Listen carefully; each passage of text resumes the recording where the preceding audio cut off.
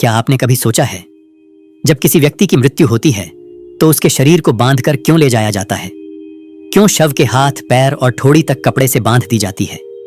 क्या यह केवल एक प्राचीन रिवाज है या इसके पीछे कोई ऐसा रहस्य छिपा है जिसे सुनकर आपकी आत्मा तक हिल जाएगी? मृत्यु एक ऐसा शब्द जिससे पूरी दुनिया डरती है, लेकिन यह जीवन का सबसे बड़ा सत्य है। हर दिन कोई ना कोई इस धरती से चला जाता है, लेकिन हम कभी रुककर यह नहीं सोचते कि मृत्यु के बाद वास्तव में क्या होता है। गरुड़ पुराण कहता है, जिसका जन्म हुआ है उसकी मृत्यु निश्चित है, और जिसकी मृत्यु हुई है उसका पुनर्जन्म भी निश्चित है। यह चक्र अनंत है और आत्मा इस चक्र के माध्यम से अनुभव से गुजरती है बार बार। मृत्यु को समझना आसान नहीं, क्योंकि यह वह क्षण है जहां शरीर रुकता है, लेकिन चेतना नहीं। यही वह पल है जहां शरीर से आत्मा का संबंध टूटता है और यहीं से शुरू होती है अंतिम यात्रा। अब सवाल उठता है, जब आत्मा शरीर छोड़ देती है तब भी हम उस निर्जीव देह को इतने नियमों और सावधानियों के साथ क्यों संभालते हैं? शरीर तो केवल मिट्टी बन जाने वाला ढांचा है, फिर उस पर इतनी गंभीरता क्यों? क्यों उसे खुला नहीं छोड़ा जाता? क्यों बांधा जाता है? और क्यों सूर्योदय से पहले या सूरज डूबने के बाद श्मशान नहीं जाते? उत्तर इन प्रश्नों का केवल एक नहीं, यह आध्यात्मिक, ऊर्जात्मक और वैज्ञानिक तीनों स्तरों पर मौजूद है। गरुड़ पुराण में मृत्यु के क्षण को महान संक्रमण कहा गया है, महापरिवर्तन। जब आत्मा शरीर छोड़ती है तब उसके आसपास की ऊर्जा अत्यधिक संवेदनशील हो जाती है। वह अब भी अपने पुराने शरीर के आसपास घूमती है, भ्रमित रहती है कि क्या वह जीवित है या मर चुकी है। इसी समय वह अपने पिछले कर्मों, अपने अधूरे संबंधों और अपनी अपूर्ण इच्छाओं के बंधन में बंधी रहती है। ऐसे में यदि शरीर को खुला छोड़ दिया जाए तो आसपास मौजूद तामसिक ऊर्जाएं, नकारात्मक शक्तियां उस शरीर की ऊर्जा को आकर्षित करने लगती हैं। गरुड़ पुराण में कहा गया है कि जहां मृत्यु होती है वहां 7 दिनों तक सूक्ष्म जीवों की उपस्थिति रहती है। इसीलिए शव को तुरंत बांधा जाता है, ताकि आत्मा और आसपास की तामसिक शक्तियों के बीच कोई ऊर्जात्मक असंतुलन न बने। जब व्यक्ति की मृत्यु होती है तो उसके शरीर से धीरे धीरे प्राण निकलते हैं। यह प्रक्रिया तुरंत नहीं होती। मृत्यु के बाद कुछ समय तक उस शरीर में सूक्ष्म ऊर्जा का प्रवाह बना रहता है। इसीलिए शव को बांधना केवल परंपरा नहीं, बल्कि चेतना की सुरक्षा की प्रक्रिया है। हाथों और पैरों को बांधना यह संकेत देता है कि अब यह शरीर निष्क्रिय है, यह आत्मा का वाहन रह चुका है। ठोड़ी को बांधना इसलिए आवश्यक होता है क्योंकि मृत्यु के बाद मुंह खुला रह जाता है, और खुला मुंह प्रतीक होता है अधूरी यात्रा का। इसे बांधना आत्मा के लिए यह संकेत है कि अब उसकी भौतिक यात्रा पूर्ण हो चुकी है। इस बंधन के माध्यम से वातावरण को भी यह सूचना दी जाती है कि यह शरीर अब शांत है, इससे कोई ऊर्जात्मक सक्रियता नहीं बचेगी। यह ऊर्जा नियंत्रण का एक अत्यंत सूक्ष्म तरीका है। जब परिवारजन शरीर को बांधते हैं तो यह कर्म केवल शारीरिक नहीं होता, यह मनोवैज्ञानिक और आध्यात्मिक विदाई होती है। यह कहा जा सकता है कि इस क्षण मनुष्य अपने प्रियजन को देह के स्तर से विदा करता है, ताकि आत्मा निर्बाध रूप से आगे बढ़ सके।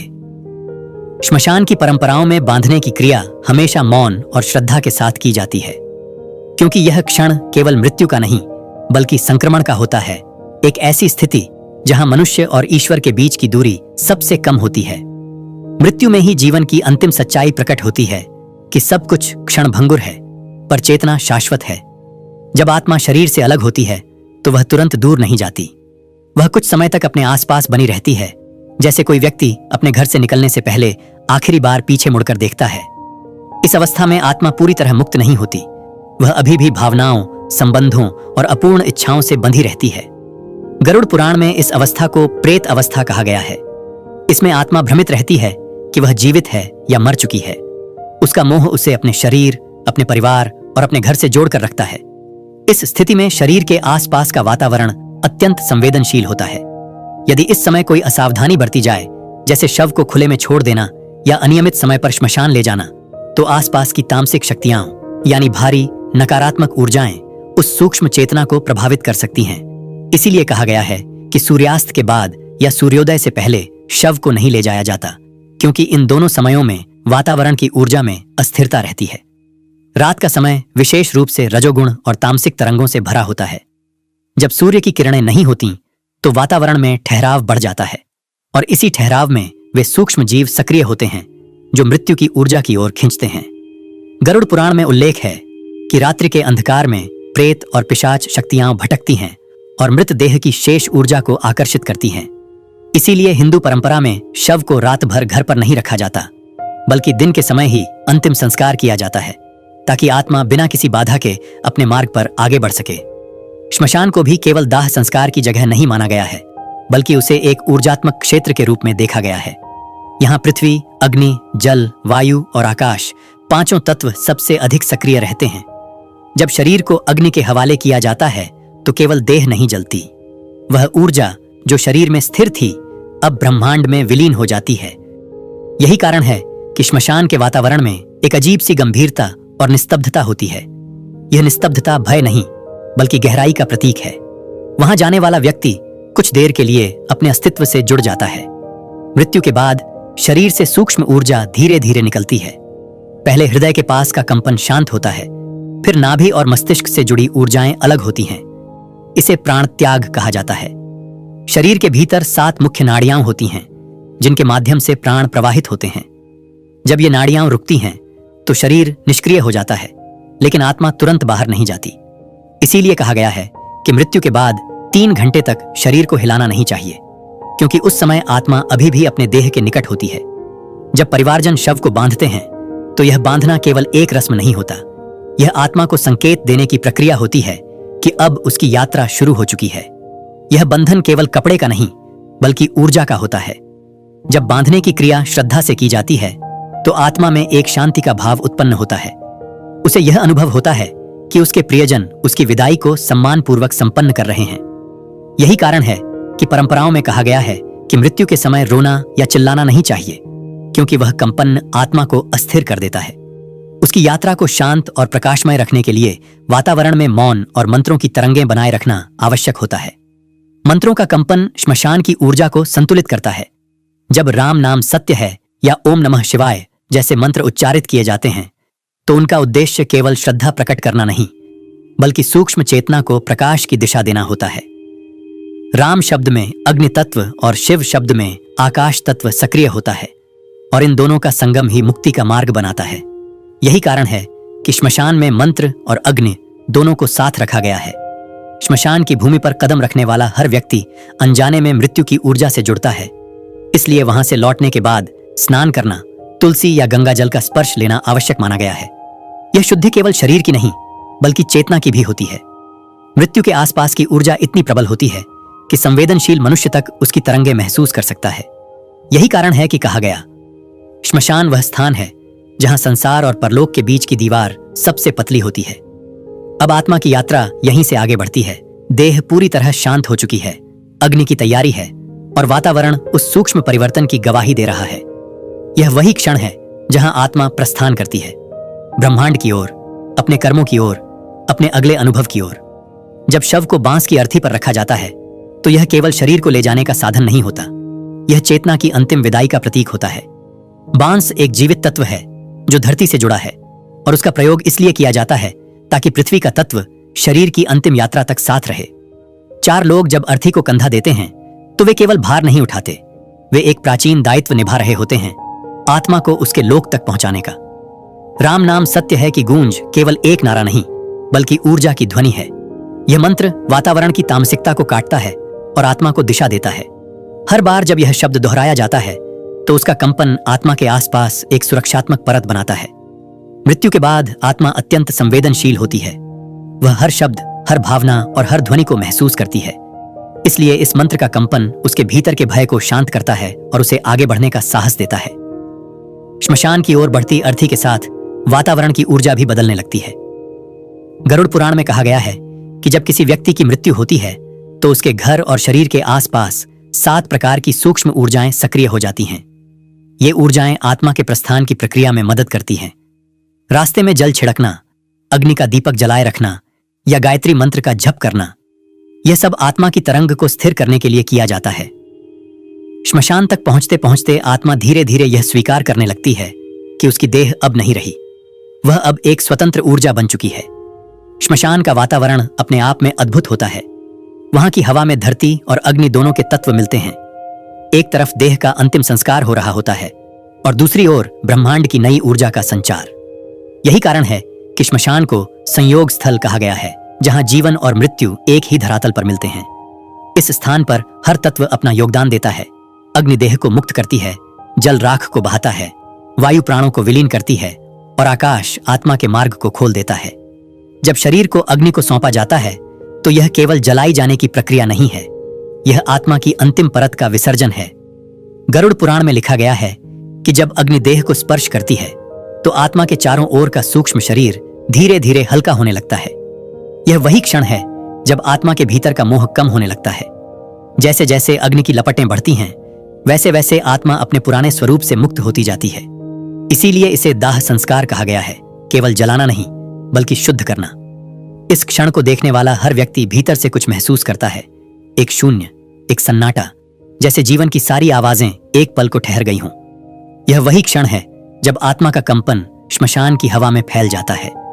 जो लोग उस वक्त मौन खड़े होते हैं, उन्हें भीतर कुछ गहराई से छू जाता है। ऐसा लगता है जैसे मृत्यु के पार से कोई ऊर्जा उन्हें देख रही है। शायद यही कारण है कि श्मशान से लौटने के बाद व्यक्ति कुछ समय तक चुप रहता है।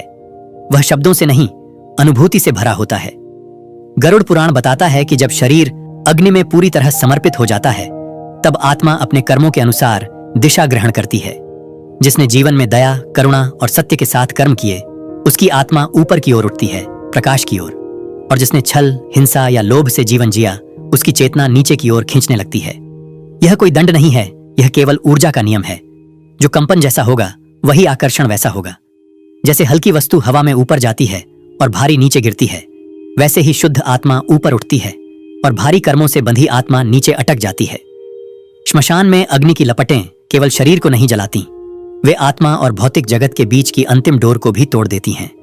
यही कारण है कि मृत्यु के बाद 13वां दिन अत्यंत महत्वपूर्ण माना गया है। 13वें दिन तक आत्मा अपने पुराने परिवेश के आसपास मंडराती रहती है। वह अपने प्रियजनों को देखती है, उन्हें सुनती है, कभी उनके सपनों में आती है। वह यह देखती है कि उसके लिए क्या किया जा रहा है, क्या कोई उसे याद कर रहा है, क्या कोई उसके नाम से जल दे रहा है। इन सब का प्रभाव उसकी चेतना पर पड़ता है। जब परिवारजन श्रद्धा से पिंडदान करते हैं तो आत्मा को संकेत मिलता है कि अब वह मुक्त है, अब उसे आगे बढ़ना चाहिए। यह पूरी प्रक्रिया केवल धार्मिक नहीं है बल्कि ऊर्जात्मक विज्ञान है। मृत्यु के बाद आत्मा को दिशा चाहिए और ये संस्कार उसी दिशा का निर्माण करते हैं।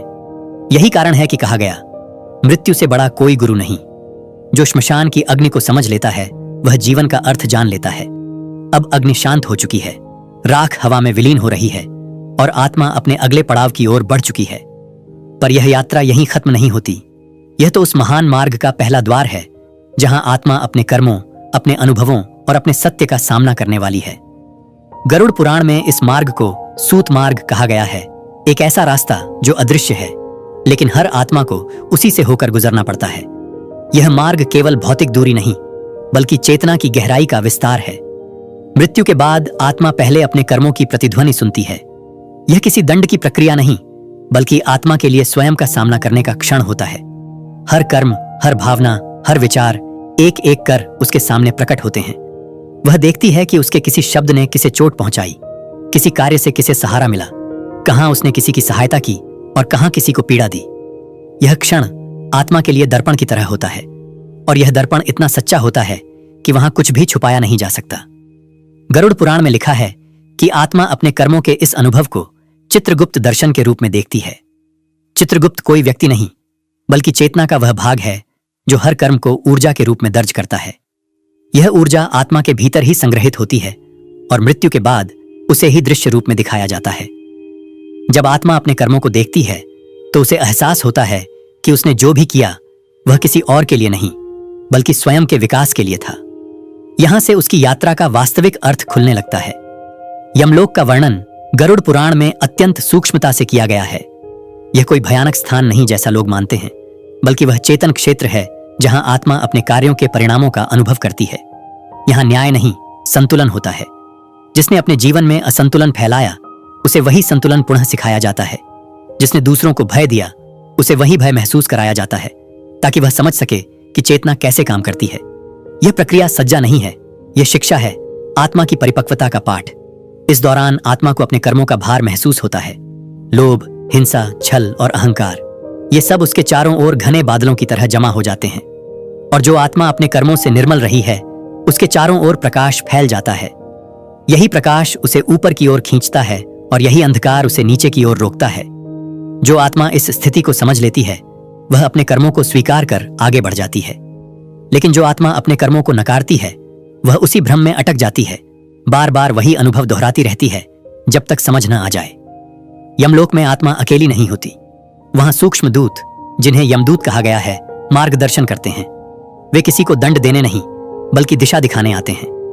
आत्मा को उसके कर्मों के अनुसार अलग अलग मार्ग पर ले जाया जाता है, कोई ऊपर के लोकों की ओर, कोई बीच में और कोई नीचे की ओर, लेकिन हर मार्ग का उद्देश्य एक ही है, सीख। आत्मा को यह अनुभव कराना कि जो भी उसने किया वह सृष्टि के संतुलन को कैसे प्रभावित करता है। इस अवस्था में आत्मा को यह भी समझ आता है कि किसी भी कर्म का परिणाम केवल बाहरी नहीं बल्कि आंतरिक भी होता है। जिस व्यक्ति ने दूसरों की मदद की, उसके भीतर जो संतोष उत्पन्न हुआ वही उसकी आत्मा का प्रकाश बन गया, और जिसने किसी को पीड़ा दी, उसके भीतर जो पश्चाताप, भय या अपराध बोध जमा हुआ वही उसके अगले जन्म के बीज बन गए। यही बीज आगे जाकर उसके जीवन की परिस्थितियां तय करते हैं। इसीलिए कहा गया है, कर्म भाग्य बनता है, भाग्य कर्म का परिणाम नहीं। जब आत्मा अपने कर्मों की इस समीक्षा से गुजरती है तो वह अपने भीतर एक निर्णय की स्थिति में आती है। अब आगे क्या? वह किस दिशा में जाना चाहती है? कौन से अधूरे अनुभव उसे पूरा करने हैं? कौन से संबंध उसे सुधारने हैं? यहीं से पुनर्जन्म का विचार जन्म लेता है। आत्मा स्वयं यह निर्णय करती है कि उसे फिर किस रूप में लौटना है। यह निर्णय किसी ईश्वर द्वारा थोपा नहीं जाता, यह आत्मा की चेतना की गहराई में उत्पन्न होता है। गरुड़ पुराण कहता है, आत्मा स्वयं अपना मार्ग चुनती है, जो सीख अधूरी रह गई वही उसका अगला जीवन बनती है। इसलिए हर जन्म एक अवसर है, कोई दंड नहीं। जो इसे समझ लेता है वह अपने जीवन को गंभीरता नहीं बल्कि श्रद्धा से जीता है, क्योंकि उसे पता होता है कि हर दिन, हर अनुभव, हर रिश्ता आत्मा के विकास का हिस्सा है। श्मशान से यमलोक तक की यह यात्रा केवल मृतकों के लिए नहीं बल्कि जीवितों के लिए भी सीख है, क्योंकि जब हम मृत्यु को समझ लेते हैं तब जीवन को पहली बार सच में जीना सीखते हैं। जो जानता है कि हर कर्म की गूंज लौट कर आएगी, वह दूसरों के साथ वैसे ही व्यवहार करता है जैसे अपने साथ करना चाहे। यही मृत्यु की असली शिक्षा है, मृत्यु से नहीं डरना बल्कि उसे जीवन का शिक्षक मानना। अब आत्मा अपने कर्मों की समीक्षा पूरी कर चुकी है। वह अब उस बिंदु पर खड़ी है जहां उसे यह तय करना है कि वह फिर लौटेगी या मुक्त होगी। यह निर्णय कोई शब्दों या विचारों से नहीं होता, यह कंपन के स्तर पर होता है। एक ऐसा अनुभव जहां आत्मा अपने ही भीतर झांकती है और देखती है कि अभी कौन सी ऊर्जा बाकी है, कौन सा पाठ अधूरा रह गया है। यही क्षण पुनर्जन्म का बीज बनता है। गरुड़ पुराण में बताया गया है कि आत्मा कभी बिना कारण नहीं लौटती। हर जन्म का एक उद्देश्य होता है, किसी अधूरे अनुभव को पूरा करना, किसी आरण को चुकाना या किसी संबंध को सुधारना। जब आत्मा यह देखती है कि उसके भीतर अभी भी कुछ भावनाएं बाकी हैं, जैसे प्रेम, क्रोध, भय या मोह, तो वही तरंगें उसे वापस भौतिक जगत की ओर खींचने लगती हैं। यह खिंचाव इतना सूक्ष्म होता है कि आत्मा स्वयं भी समझ नहीं पाती कि वह किस दिशा में जा रही है। उसे बस एक प्रकाश दिखता है, एक द्वार जो फिर से जीवन की ओर खुलता है। यहीं से आत्मा देह चयन की प्रक्रिया में प्रवेश करती है। यह वह अवस्था है जहां वह उन परिस्थितियों का चयन करती है जिनमें वह अपने अधूरे कर्म पूरे कर सके। वह अपने माता पिता, अपना जन्म स्थान, यहां तक कि अपने जीवन के प्रमुख घटनाक्रम तक तय करती है। यह सुनकर अजीब लगता है, लेकिन यही ब्रह्मांड का नियम है। हर आत्मा अपने अगले जन्म की पटकथा स्वयं लिखती है। इसीलिए कहा गया है कि भाग्य लिखा नहीं जाता, चुना जाता है। पुनर्जन्म का यह विज्ञान केवल आध्यात्मिक नहीं, ऊर्जात्मक भी है। जब आत्मा देह से निकलती है तो उसके चारों ओर एक सूक्ष्म ऊर्जा क्षेत्र बना रहता है, जिसे सूक्ष्म शरीर कहा गया है। इस शरीर में उसकी सारी स्मृतियां, कर्मों के संस्कार और भावनाओं की छापें संग्रहित होती हैं। यही सूक्ष्म शरीर नए भौतिक शरीर को आकर्षित करता है। जैसे चुंबक लोहे को खींचता है, वैसे ही यह ऊर्जा उन माता पिता के पास पहुंचती है जिनकी तरंगें उससे मेल खाती हैं। यह मिलन कोई संयोग नहीं बल्कि ब्रह्मांडीय गणित है, जहां हर आत्मा वही परिवार चुनती है जो उसके कर्मों के अनुरूप हो। गरुड़ पुराण में कहा गया है कि जब आत्मा नए गर्भ में प्रवेश करती है तो वह अपनी पिछली स्मृतियां भूल जाती है। यह विस्मरण आवश्यक है, क्योंकि यदि आत्मा अपने सभी जन्मों की याद रखे तो वह वर्तमान अनुभवों को पूरी तरह जी नहीं पाएगी। यह भूलना पनिशमेंट नहीं, प्रोटेक्शन है, ताकि आत्मा नए सिरे से बिना पुराने भय और दुख के अपनी यात्रा जारी रख सके।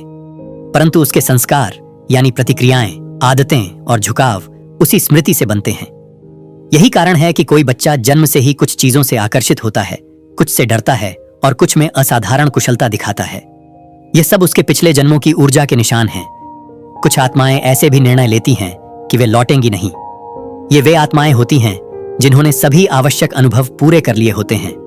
उन्होंने प्रेम, करुणा, क्षमा और ज्ञान के माध्यम से चेतना के सभी स्तरों को छू लिया होता है।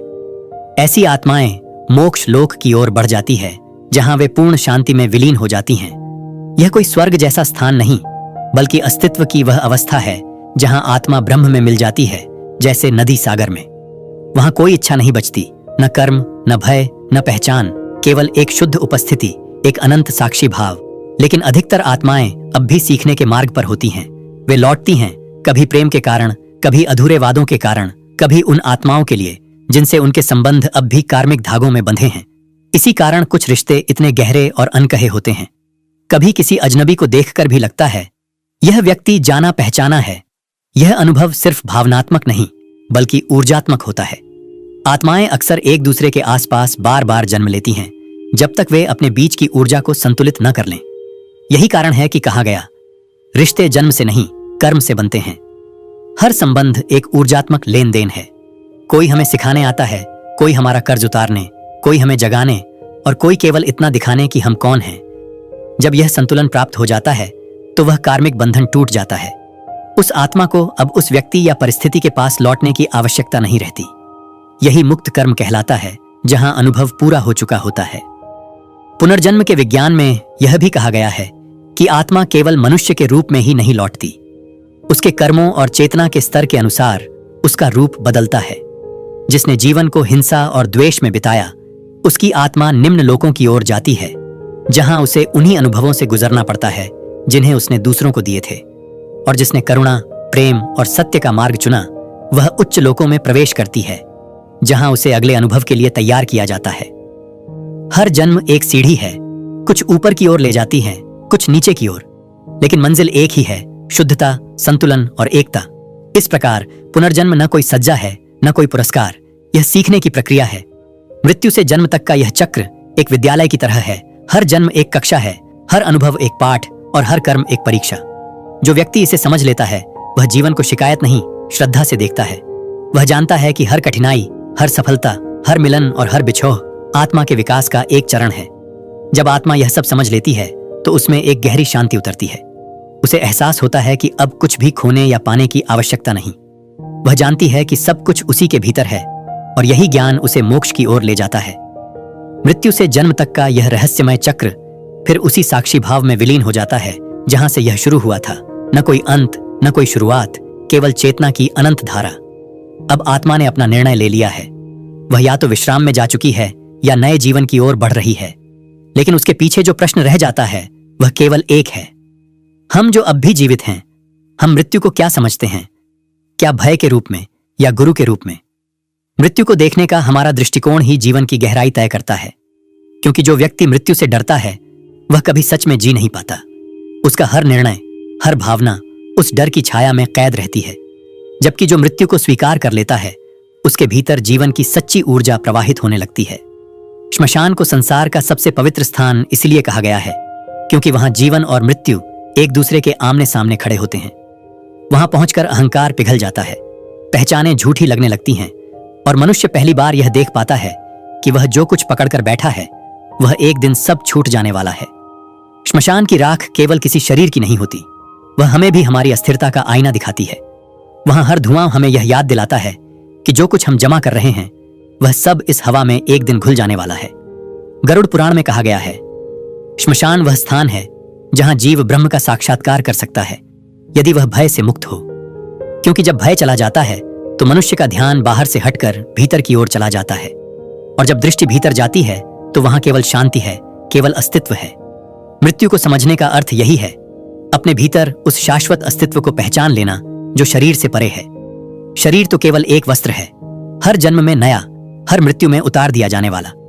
लेकिन वस्त्र बदलने वाला मैं, वही आत्मा, न कभी जन्म लेती है न कभी मरती है। यही कारण है कि जो व्यक्ति आत्मा को समझ लेता है वह मृत्यु से परे हो जाता है। उसे फिर भय नहीं रहता कि क्या खो जाएगा, क्योंकि वह जानता है कि जो वास्तव में मैं हूं वह कभी खो ही नहीं सकता। यह समझ केवल ग्रंथ पढ़ने से नहीं आती, यह अनुभव श्मशान की निस्तब्धता में उतरने से आता है। जब व्यक्ति किसी प्रियजन की चिता के पास खड़ा होता है तो उस क्षण उसे भीतर से कुछ बदलता हुआ महसूस होता है। वह जो पहले महत्वहीन लगता था, प्रेम, दया, क्षमा, वही सबसे मूल्यवान बन जाता है। और जो चीजें बड़ी लगती थीं, संपत्ति, पद, प्रतिष्ठा, वे अचानक अर्थहीन लगने लगती हैं। यही मृत्यु की दीक्षा है। वह हमें सिखाती है कि जीवन का मूल्य उसके लंबे होने में नहीं, बल्कि उसके सच्चे होने में है। श्मशान की मिट्टी से लौटते समय जो व्यक्ति मौन रहता है, वह कुछ खोकर नहीं, बल्कि कुछ जानकर लौटता है। उसे एहसास होता है कि जीवन की दौड़ व्यर्थ नहीं, पर अपूर्ण है जब तक वह आत्मा को नहीं समझता। इसीलिए कहा गया, जो मृत्यु को समझ लेता है वही जीवन को समझता है। मृत्यु वह दरवाजा है जो अंधकार में नहीं, प्रकाश में खुलता है, पर हम आंखें बंद रखकर उसे देखना भूल जाते हैं। जीवन और मृत्यु का यह संतुलन ही आध्यात्मिकता का मूल है। जब तक हम एक को नकारते रहेंगे, दूसरा अधूरा रहेगा। जो व्यक्ति जीते जी मृत्यु को स्वीकार कर लेता है, उसके भीतर करुणा स्थिर हो जाती है। उसे समझ आता है कि हर मिलने वाला व्यक्ति अस्थायी है, हर संबंध एक यात्रा है, हर दिन एक अवसर है प्रेम करने, समझने और मुक्त होने का। ऐसा व्यक्ति अब किसी को दोष नहीं देता, किसी से द्वेष नहीं करता, क्योंकि उसे पता होता है कि हर आत्मा अपनी राह पर है। गरुड़ पुराण की यह शिक्षा हमें बाहरी अनुष्ठानों से आगे ले जाती है। यह हमें भीतर झांकने की प्रेरणा देती है कि अगर मृत्यु निश्चित है तो जीवन का उद्देश्य क्या है। शायद यही कि जब तक हम हैं, हम प्रेम और चेतना को जितना संभव हो फैला दें, क्योंकि यही वह एकमात्र चीज है जो मृत्यु के पार भी जाती है। शरीर मिटता है, नाम भुला दिए जाते हैं, पर चेतना की तरंगें वे कभी समाप्त नहीं होती। वही तरंगें अगले जन्मों की नींव बनती हैं। श्मशान हमें याद दिलाता है कि समय सीमित है, पर अवसर अनंत। और जब हम इस सत्य को समझ लेते हैं तो हर सांस एक प्रार्थना बन जाती है। हम अब जीवित रहने के लिए नहीं, बल्कि जागृत रहने के लिए जीते हैं। यहीं से शुरू होती है उस ज्ञान की यात्रा जिसे शास्त्रों में जीवन मुक्ति कहा गया है, यानी जीवित रहते हुए मृत्यु को जान लेना। गरुड़ पुराण और उपनिषद दोनों इस अवस्था को मानव जीवन का सर्वोच्च उद्देश्य बताते हैं। यह कोई साधना की तकनीक नहीं, बल्कि चेतना की परिपक्वता है। वह क्षण जब व्यक्ति यह समझ लेता है कि जीवन और मृत्यु दो अलग चीजें नहीं, बल्कि एक ही प्रवाह के दो छोर हैं। जो व्यक्ति मृत्यु को दूर की घटना समझता है, वह उसे भय से देखता है, लेकिन जो जान लेता है कि हर सांस में थोड़ा थोड़ा मरना और फिर जन्म लेना जारी है, उसके भीतर से मृत्यु का डर समाप्त हो जाता है। तब मृत्यु केवल एक लय बन जाती है। जैसे समुद्र की लहरें आती हैं और चली जाती हैं, पर सागर वहीं रहता है। जो मनुष्य मृत्यु को पहचान लेता है, वह जीवन के हर पल में सचेत रहने लगता है। उसके भीतर अब कोई जल्दबाजी नहीं रहती, कोई लालच नहीं रहता, कोई तुलना नहीं रहती, क्योंकि उसे एहसास हो चुका होता है कि सब कुछ अस्थायी है। हर सफलता, हर असफलता, हर पहचान। अब वह अपने भीतर उस स्थिर बिंदु को देखना शुरू करता है जो कभी नहीं बदलता, आत्मा। यही दृष्टि उसे मोक्ष की ओर ले जाती है। मोक्ष का अर्थ भागना नहीं है। यह संसार को छोड़ देने की अवस्था नहीं, बल्कि संसार को उसकी सच्चाई के साथ स्वीकार कर लेने की अवस्था है। जब व्यक्ति यह देख लेता है कि हर चीज परिवर्तनशील है, तो वह अब किसी चीज को पकड़कर नहीं बैठता। उसकी पकड़ ढीली पड़ती जाती है और उसके भीतर से एक सहज शांति निकलती है। यह शांति ही मुक्ति है, वही मुक्ति जो मृत्यु के बाद आत्मा को मिलती है, लेकिन यहां वह जीते जी अनुभव की जाती है। गरुड़ पुराण कहता है कि जो मृत्यु को जीते जी समझ लेता है, वह पुनर्जन्म के बंधन से मुक्त हो जाता है, क्योंकि अब उसके भीतर कोई अधूरी इच्छा नहीं बचती। वह जो कुछ भी करता है केवल कर्तव्य भाव से करता है, परिणाम के लिए नहीं। उसकी दृष्टि अब केवल देह या संबंधों तक सीमित नहीं रहती, वह सब में उसी चेतना को देखने लगता है। उसके लिए सब कुछ ईश्वर का रूप हो जाता है, चाहे वह सुख हो या दुख, मित्र हो या शत्रु। ऐसे व्यक्ति के भीतर का अहंकार धीरे धीरे घुल जाता है। अब वह जानता है कि मैं जो हूं वह यह शरीर नहीं, यह नाम नहीं, यह इतिहास नहीं। मैं वह ऊर्जा हूं जो हर जीव में समान रूप से प्रवाहित हो रही है। जब यह अनुभूति स्थायी हो जाती है, तो मृत्यु के बाद कुछ भी नया नहीं होता, क्योंकि वह पहले ही मर चुका होता है, अपने अहंकार में, अपने भ्रमों में। यही कारण है कि संतों ने कहा, मरना पहले सीखो, ताकि मृत्यु आए तो नया कुछ न रहे। जो व्यक्ति इस सत्य को जान लेता है, उसकी दृष्टि बदल जाती है। अब वह किसी की मृत्यु पर केवल शोक नहीं करता, वह उसे एक यात्रा के पूर्ण होने के रूप में देखता है। उसके भीतर करुणा होती है, पर भय नहीं।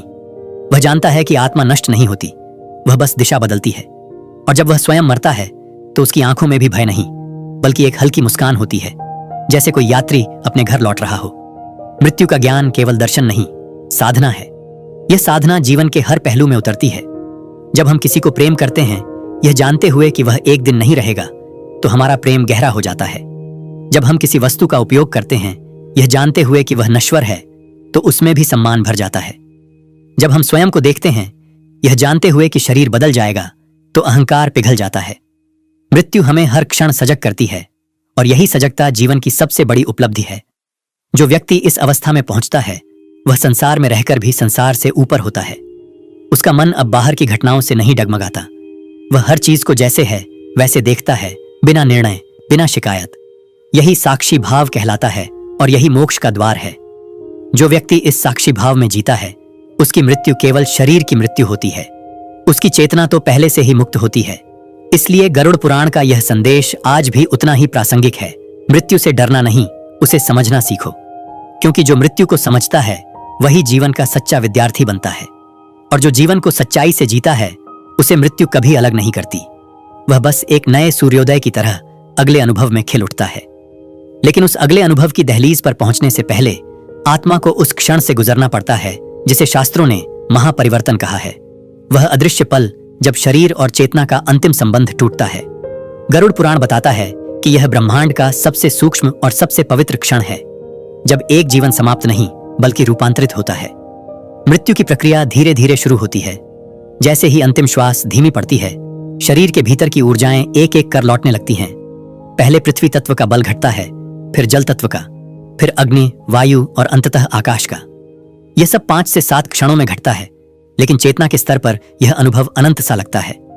उस समय व्यक्ति का मन एक दर्पण बन जाता है, जिसमें उसका पूरा जीवन एक साथ प्रतिबिंबित होता है। हर कार्य, हर भावना, हर चेहरा, सब एक एक कर चमकते हैं और विलीन हो जाते हैं। आत्मा उस चलचित्र को देखती है और समझती है कि उसने क्या सीखा, क्या छोड़ा और क्या अधूरा रह गया। फिर वह ऊर्जा सिर के शीर्ष ब्रह्मरंध्र की ओर बढ़ती है। जिन लोगों ने जीवन में ध्यान या साधना की है उनका ब्रह्मरंध्र खुला रहता है। उनकी चेतना वहीं से निकलती है और प्रकाश की दिशा पकड़ती है। लेकिन जिनकी ऊर्जा भय, मोह या असंतुलन में अटकी होती है उनकी चेतना नीचे के द्वारों से बाहर जाती है और वही उनके अनुभव की दिशा बनती है। यही कारण है कि योग शास्त्र ने अंतिम क्षण की सजगता को मोक्ष का द्वार कहा है। जब आत्मा देह से निकलती है तो कुछ पल के लिए उसे पता ही नहीं चलता कि वह अब शरीर नहीं रही। वह अपने ही शरीर के ऊपर तैरती हुई अपने प्रियजनों को देखती है जो रो रहे होते हैं, जो उसके नाम का स्मरण कर रहे होते हैं। वह पुकारना चाहती है लेकिन कोई सुन नहीं सकता। यही वह क्षण है जब आत्मा को पहली बार एहसास होता है कि अब वह उस जगत का हिस्सा नहीं रही जिसे वह मेरा कहती थी। इस जागृति के साथ ही एक हल्का सा कंपन पूरे सूक्ष्म शरीर में फैलता है। वह देह से अलग होकर प्रकाश की ओर बढ़ने लगती है। गरुड़ पुराण में कहा गया है कि आत्मा मृत्यु के क्षण में उतनी ही चकित होती है जितना नवजात शिशु जन्म के क्षण में। जैसे बच्चा अंधकार से प्रकाश में आता है, वैसे ही आत्मा प्रकाश से एक और सूक्ष्म प्रकाश में प्रवेश करती है। दोनों ही अवस्थाएं अनजान हैं, परंतु दोनों ही सृजन हैं, एक जीवन का, दूसरा मुक्ति का। इसीलिए मृत्यु के बाद वातावरण में शांति बनाए रखने की परंपरा है। दीपक जलाना, गंगा जल छिड़कना और मंत्रोच्चार करना, यह सब आत्मा को संतुलन देने के उपाय हैं। क्योंकि इस क्षण में चेतना अत्यंत संवेदनशील होती है। आसपास की हर भावना उसे छूती है। यदि परिवारजन रो चिल्ला रहे हों तो वह कंपन आत्मा को भ्रम में डाल देता है। वह यह समझ नहीं पाती कि उसे आगे बढ़ना है या लौट आना है। इसीलिए कहा गया है कि मृत्यु के समय शांत रहना ही सच्ची विदाई है, ताकि आत्मा का मार्ग स्वच्छ और उज्जवल बना रहे। शास्त्र कहते हैं कि जिस विचार के साथ आत्मा शरीर छोड़ती है वही उसकी अगली गति निर्धारित करता है। यदि मन भय से भरा है तो आत्मा भारी होकर नीचे झुकती है। यदि प्रेम और समर्पण में है तो वह हल्की होकर ऊपर उठती है। यही कारण है कि अंतिम क्षण में राम या शिव का स्मरण इतना प्रभावशाली माना गया है, क्योंकि ये नाम केवल शब्द नहीं, कंपन है जो आत्मा को प्रकाश की दिशा में खींच लेते हैं। अग्नि संस्कार का रहस्य भी इसी ऊर्जात्मक विज्ञान में छिपा है।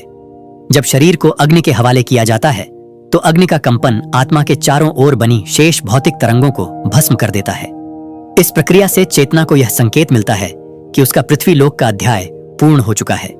यही कारण है कि संस्कार के बाद स्नान, गंगा जल का स्पर्श और मौन धारण करने की परंपरा है, ताकि देह, मन और चेतना तीनों उस परिवर्तन की पूर्णता को महसूस कर सकें। यह क्षण जितना सूक्ष्म है उतना ही दिव्य भी, क्योंकि जब आत्मा देह से मुक्त होती है तब पहली बार उसे अपने वास्तविक स्वरूप का आभास होता है। उसे एहसास होता है कि वह शरीर नहीं थी, विचार नहीं थी, वह तो केवल वह चेतना थी जो हर दिशा में बह रही थी, न जन्म में सीमित न मृत्यु में समाप्त। यही पहचान मृत्यु बोध कहलाती है और यही बोध आत्मा को अगले लोक की ओर अग्रसर करता है। परंतु हर आत्मा का मार्ग एक जैसा नहीं होता, उसका पथ उसके कर्मों की तरंगों से निर्धारित होता है। गरुड़ पुराण कहता है कि देह छोड़ने के बाद आत्मा यमदूतों द्वारा नहीं बल्कि अपने ही कर्मों की तरंगों द्वारा आगे खींचती है। यह खिंचाव इतना सूक्ष्म होता है कि उसे कोई बाहरी शक्ति महसूस नहीं होती, पर आत्मा स्वयं जानती है कि अब उसका रास्ता तय हो चुका है। जिन आत्माओं का जीवन करुणा, सत्य और सदाचार से भरा होता है, उनके चारों ओर प्रकाश का एक मंडल बनता है। यह प्रकाश उन्हें ऊर्ध्व दिशा में ले जाता है, स्वर्ग या देव लोकों की ओर। वहां वे विश्राम करती हैं, अपने कर्मों के फलों का अनुभव करती हैं और अगली यात्रा के लिए तैयार होती हैं। लेकिन जिन आत्माओं का जीवन मोह, हिंसा, छल या अहंकार से घिरा होता है, उनकी चेतना भारी हो जाती है। यह भार ही उन्हें नीचे की ओर खींचता है, अधोलोक की दिशा में। गरुड़ पुराण में लिखा है कि अधोलोक कोई भौतिक स्थान नहीं बल्कि एक चेतन अवस्था है, जहां आत्मा अपने ही भय, अपने ही पश्चाताप में फंसी रहती है। वहां उसे किसी यम या देवता द्वारा दंड नहीं दिया जाता, वह केवल अपने ही कर्मों की प्रतिध्वनि में उलझी रहती है। वही ध्वनियां, वही स्मृतियां, वही अनुभव उसे बार बार अपने भीतर घुमाते हैं, जब तक वह सीख न ले कि कौन सी ऊर्जा उसे मुक्त कर सकती है। ऊर्ध्व और अधोलोक दोनों ही आत्मा के लिए विद्यालय हैं। एक में वह संतोष सीखती है, दूसरे में समर्पण। इसीलिए गरुड़ पुराण में कहा गया है कि स्वर्ग और नरक केवल अनुभव हैं, स्थायी स्थान नहीं। आत्मा वहां उतनी ही देर रहती है जितनी देर उसे समझने में लगती है। जब चेतना संतुलित हो जाती है तो ये दोनों अवस्थाएं समाप्त हो जाती हैं और आत्मा पुनः अपने मध्य बिंदु पृथ्वी लोक में लौटने की तैयारी करती है। इस यात्रा के दौरान आत्मा कई द्वारों से गुजरती है। पहले यम मार्ग, जहां उसे अपने कर्मों की झलक दी जाती है। फिर वैतरणी, वह ऊर्जात्मक नदी जिसे पार करना आत्मा के लिए सबसे कठिन परीक्षा मानी जाती है। यह कोई भौतिक नदी नहीं बल्कि उसके भय और मोह की तरंगों का प्रतीक है। जो व्यक्ति जीवन में अपने भय का सामना नहीं कर पाया, उसकी आत्मा यहां अटक जाती है। लेकिन जिसने जीवन में सत्य का सामना किया है, जो प्रेम और क्षमा को जानता है, वह इसे सहजता से पार कर जाता है, क्योंकि उसके भीतर अब कुछ भी छिपा नहीं होता। वैतरणी पार करने के बाद आत्मा प्रकाश लोक में प्रवेश करती है। वहां उसे कुछ समय के लिए पूर्ण शांति मिलती है। यह अवस्था एक विश्राम की तरह होती है, जहां न दुख होता है न सुख, केवल मौन। इस मौन में आत्मा अपने सारे अनुभवों को समझने लगती है। वह यह देखती है कि हर जन्म, हर संबंध, हर घटना केवल सीख थी। अब उसे यह स्पष्ट दिखने लगता है कि कोई भी अनुभव व्यर्थ नहीं गया, सब ने मिलकर उसकी चेतना को विस्तृत किया। यही वह क्षण है जब आत्मा यह निर्णय करती है कि अब क्या करना है। यदि उसने सब कुछ समझ लिया है, यदि अब कोई इच्छा, कोई प्रश्न, कोई बंधन नहीं बचा, तो वह प्रकाश में विलीन हो जाती है, ब्रह्म में लीन हो जाती है। लेकिन यदि अभी कुछ सीखना बाकी है, तो वह पुनः उसी संसार की ओर देखती है जिसे उसने छोड़ा था। उसे कुछ चेहरे दिखाई देते हैं, कुछ अधूरे वादे, कुछ अपूर्ण भावनाएं, और वही तरंग उसे वापस पृथ्वी की ओर खींचने लगती है। यही पुनर्जन्म का प्रारंभिक संकेत है। गरुड़ पुराण में यह भी बताया गया है कि आत्मा के लिए समय का अर्थ वैसा नहीं जैसा मनुष्य के लिए है। जहां मनुष्य के लिए 1 वर्ष बीत जाता है, आत्मा के लिए वह केवल कुछ क्षण हो सकते हैं। इसी कारण कई बार लोग सपनों या ध्यान में अपने पूर्वजों की उपस्थिति महसूस करते हैं। वे समय से बाहर के उस क्षेत्र से हमसे संवाद करते हैं। आत्मा जब प्रकाश लोक से पृथ्वी की ओर लौटती है, तो उसकी गति केवल प्रेम या अधूरे कर्मों से निर्धारित होती है। जो आत्माएं बहुत जल्दी लौट आती हैं, वे प्रबल भावनात्मक बंधन में होती हैं, और जो आत्माएं लंबे समय तक विश्राम में रहती हैं, वे पूर्णता के निकट होती हैं। दोनों ही अवस्थाएं सही हैं, क्योंकि हर आत्मा अपनी गति स्वयं तय करती है। कोई नियम नहीं, केवल समझ का विस्तार। यही आत्मा का धर्म है, अनुभव करते हुए विकसित होना। इस पूरी यात्रा में एक चीज स्थिर रहती है, चेतना का प्रकाश। चाहे आत्मा अधोलोक में हो या ऊर्ध्वलोक में, वह कभी बुझती नहीं। यह वही शाश्वत ज्वाला है जिसे ऋषियों ने आत्मा कहा, वही जो सदा कहती है मैं हूं। शरीर बदलता है, लोक बदलते हैं, अनुभव बदलते हैं, पर यह मैं अनंत बना रहता है। और जब आत्मा यह सत्य पहचान लेती है कि वह स्वयं ही सृष्टि की धड़कन है, तब वह लौटना बंद कर देती है, क्योंकि अब लौटने को कुछ बचता नहीं। वही आत्मा अब मुक्ति की अवस्था में प्रवेश करती है, जहां न समय है, न दिशा, न स्मृति, केवल शुद्ध अस्तित्व। यही अवस्था परम गति या मोक्ष कहलाती है। लेकिन यह कहानी केवल आत्मा की नहीं है, यह हम सबकी कहानी है जो अब भी सांस ले रहे हैं, क्योंकि मृत्यु को समझे बिना कोई भी जीवन संपूर्ण नहीं हो सकता। गरुड़ पुराण कहता है, जो मृत्यु का ज्ञान प्राप्त करता है वह जीवन का साक्षी बन जाता है। इस साक्षी भाव में व्यक्ति अब जीना बंद नहीं करता, बल्कि पहली बार सच में जीना शुरू करता है। अब उसे हर पल की कीमत पता होती है, क्योंकि हर पल अंतिम भी हो सकता है। वह अब लोगों से ऐसे मिलता है जैसे यह आखिरी बार हो। प्रेम ऐसे करता है जैसे यह सृष्टि का सबसे पवित्र कर्म हो। उसके लिए अब कोई छोटा या बड़ा क्षण नहीं रहता। हर सांस एक आशीर्वाद बन जाती है। मृत्यु हमें यह सिखाती है कि हम किसी चीज के मालिक नहीं हैं, न शरीर के, न समय के, न भावनाओं के। सब कुछ उधार है और एक दिन सब लौट जाना है। यह सच्चाई कठोर नहीं बल्कि मुक्तिदायक है, क्योंकि जब हमें यह पता होता है कि सब अस्थायी है, तब हम हर चीज को पूरे मन से जीते हैं। हम अब भय से नहीं, प्रेम से चलते हैं। यह परिवर्तन ही मृत्यु का वरदान है। जो उसे समझता है उसके भीतर से शिकायतें समाप्त हो जाती हैं और जीवन स्वयं एक साधना बन जाता है। श्मशान की राख में यही शिक्षा छिपी है। हर राख हमें याद दिलाती है कि अहंकार व्यर्थ है, और हर चिता हमें यह दिखाती है कि अंत केवल रूप का होता है, आत्मा का नहीं। जो यह समझ लेता है उसके भीतर एक शांति उतर आती है। वह अब दूसरों का न्याय नहीं करता, न भाग्य को दोष देता है, न अपने अतीत से लड़ता है। वह बस स्वीकार करता है, जो है वही ठीक है। जो बीत गया वह भी सही था, और जो आने वाला है वह भी उसी पूर्णता का हिस्सा होगा। यही स्वीकार मोक्ष का बीज है। जीवन और मृत्यु के इस चक्र को समझना अस्तित्व की सबसे बड़ी साधना है, क्योंकि जब हम मृत्यु से डरना बंद कर देते हैं, तभी हम वास्तव में जीवित होना शुरू करते हैं। हम अपने भीतर उस आत्मा को महसूस करने लगते हैं जो कभी नहीं मरती, वही जो इस शरीर में भी है, उसी हवा में भी, उसी आकाश में भी। तब मनुष्य के लिए कोई अंत नहीं बचता, केवल रूपांतरण बचता है। जो यह देख लेता है वह अपने भीतर की हर बेचैनी को छोड़ देता है। अब उसे जीवन से भागने की नहीं, जीवन को अपनाने की इच्छा होती है। वह समझता है कि मृत्यु शत्रु नहीं बल्कि गुरु है, जो हर सांस में हमें सिखा रही है कि कैसे जीना है, कैसे प्रेम करना है और कैसे मुक्त होना है। इसलिए जब अगली बार आप किसी चिता की राख को हवा में उड़ते देखें, तो यह मत सोचिए कि कोई समाप्त हो गया। वह राख साक्षी है उस आत्मा की जिसने अपना अध्याय पूरा किया और अब किसी नए सूर्योदय की ओर जा रही है। शायद अगली सुबह वही आत्मा किसी बच्चे की मुस्कान बनकर लौटेगी, किसी मां की प्रार्थना बनकर, किसी साधक की ध्यानावस्था बनकर। क्योंकि आत्मा कभी रुकती नहीं, वह बस दिशा बदलती है, और मृत्यु उस दिशा की सबसे पवित्र शुरुआत है। मृत्यु को समझना जीवन को जानना है। अगर इस वीडियो ने आपके भीतर थोड़ी भी शांति, जिज्ञासा या समझ जगाई है, तो इस ज्ञान को दूसरों तक जरूर पहुंचाइए, क्योंकि मृत्यु के रहस्य को जितने लोग समझेंगे उतना ही जीवन का प्रकाश बढ़ेगा। इस यात्रा के साथ बने रहने के लिए धन्यवाद। अगले भाग में हम आत्मा के संकेत और मृत्यु से पहले आने वाले रहस्यमयी अनुभवों पर बात करेंगे। तब तक हर सांस को ध्यान बना लीजिए, हर दिन को साधना बना लीजिए, और याद रखिए, आत्मा अमर है।